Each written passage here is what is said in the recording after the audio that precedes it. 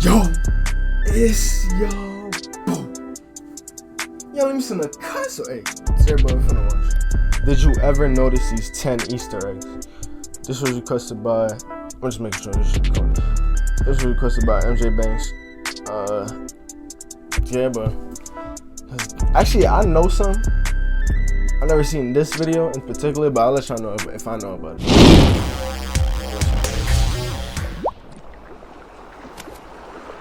Nice. Who doesn't love an Easter egg? No, we're not talking about the egg-shaped shells of chocolate goodness that have somehow come to be a part of celebrating the resurrection of Christ. Wait, hold up. Is this by the right person? Screen Rant? Oh, yeah. No! We're talking about the unexpected features and references in movies that eagle-eyed viewers enjoy hunting for. You missed!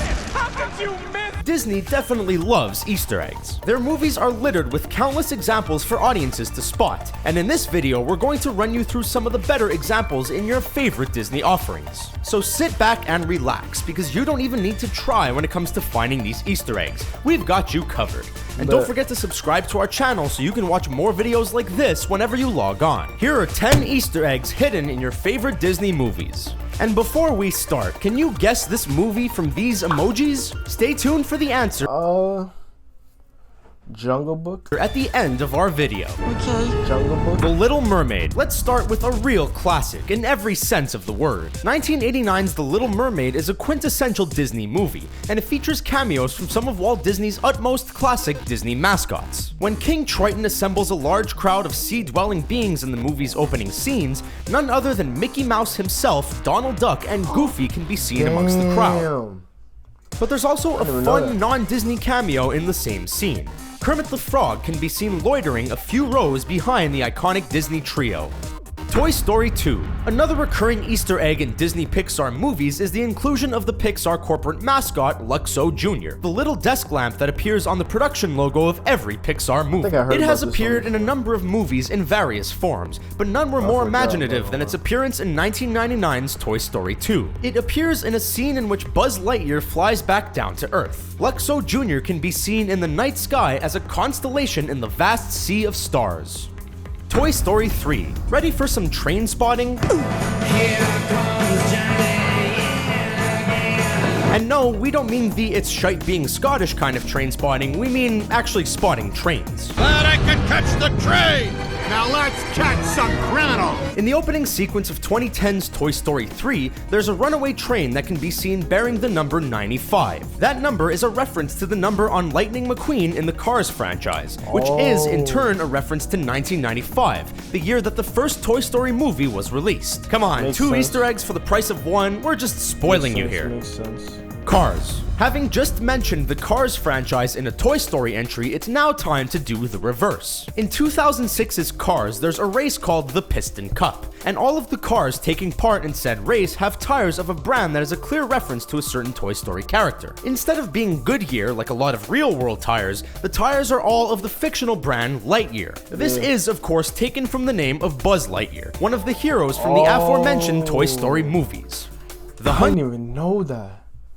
Bro, I thought Lightyear, it was just a off-brand, because you know how GTA be having like fake names for the cars and shit. So I thought it was the same with that, like, because they couldn't use Goodyear, they used Lightyear. I didn't even know that, bro. Hunchback of Notre Dame. Back to another Disney animated classic now, it's 1996's The Hunchback of Notre Dame. The majority of the movie takes place in a single cathedral, which you would imagine would restrict the number of cameos Disney could squeeze in, but that's actually not the case at all. The opening scene alone sneaks in a vendor selling Aladdin's magic carpet, as well as Belle from Beauty and the Beast out for a walk. Finding Nemo. Most of Finding Nemo takes place under the sea, but there are also some scenes in a dentist's office where the titular fish finds himself, and there are a couple of Easter eggs in there. For one, there's a young boy waiting in said dentist's office, and he's reading a comic with a picture of Mr. Incredible on it.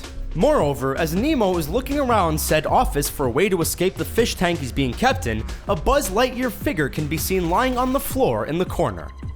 Lilo and Stitch. Fa Mulan, star of Disney's 1998 movie Mulan, disguised herself as a man in order to go to war in place of her aging war veteran father. As a result, she clearly made an impression on the cast of characters in the world of Lilo and Stitch. The 2002 Disney movie has a couple of Easter eggs, both of which honor the brave girl. For one, a poster of Mulan hangs on Lilo's sister Nani's wall. Second, the family in the movie even walk past a restaurant called Mulan Walk, which appears to be quite clearly named after her.